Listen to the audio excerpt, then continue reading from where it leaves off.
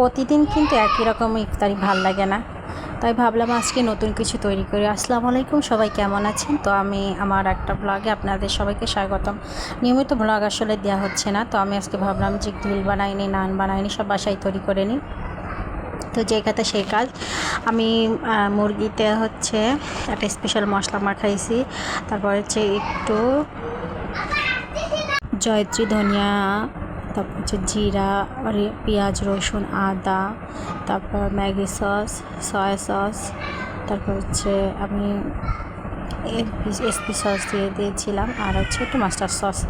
সব কিছু দিয়ে আমি একসঙ্গে ভালোভাবে ম্যারিনেট করে রেখেছি, আর সামান্য লবণ দিয়েছিলাম, আর টমেটোর পিউরিটা দিয়েছিলাম, দিয়ে সামান্য ভালোভাবে মাখাই রেখেছিলাম। এদিকে আমার থালা বাসনগুলো সব কিছু ভালোভাবে পরিষ্কার করে নিয়ে আমি জেনেছি। আচ্ছা, আমার রান্নাঘরের তাকটা দেখাই।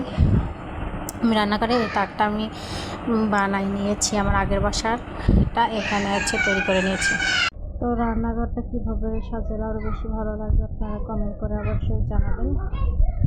আমি সব কিছু এভাবে রেখেছি, আরও একটু ডেকোরেশনের দরকার আছে এটা। তো আশেপাশে ভীষণ নয়েজ, এগুলো আপনারা ইগনোর করবেন দয়া করে। আর আমার রান্নাঘর থেকে আমার মুরগির ঘরটা দেখা তৈরি করে। আর এদিকে আমি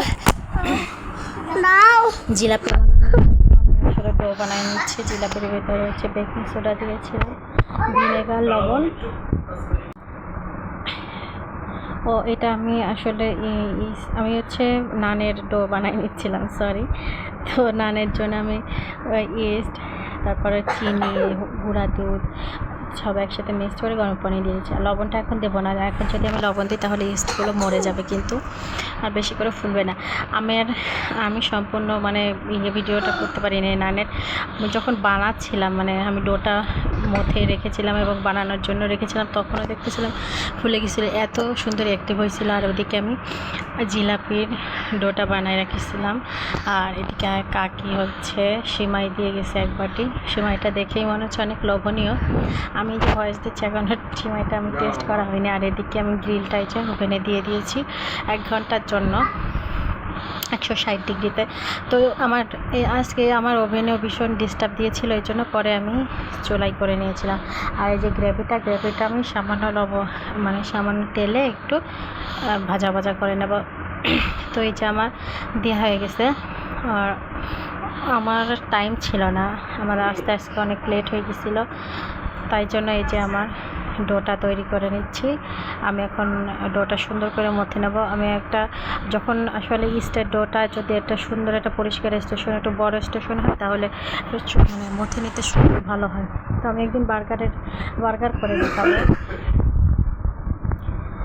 তো আমাদের আজকে বাসায় সব কিছু। আর এদিকে তৈরি করতে করতে যেহেতু আমার ওভেনটা ডিস্টার্ব দিচ্ছিল, চুলায় বিজি ছিল, এই জন্য আমার সব কিছু তৈরি করতে লেট হয়ে গেছিলো। এই যে মেয়োনিজ, তারপর সিমাই, নান, গ্রেভি, তারপরে কোক ছিল, সব কিছু আজকে বাসায় তৈরি করা।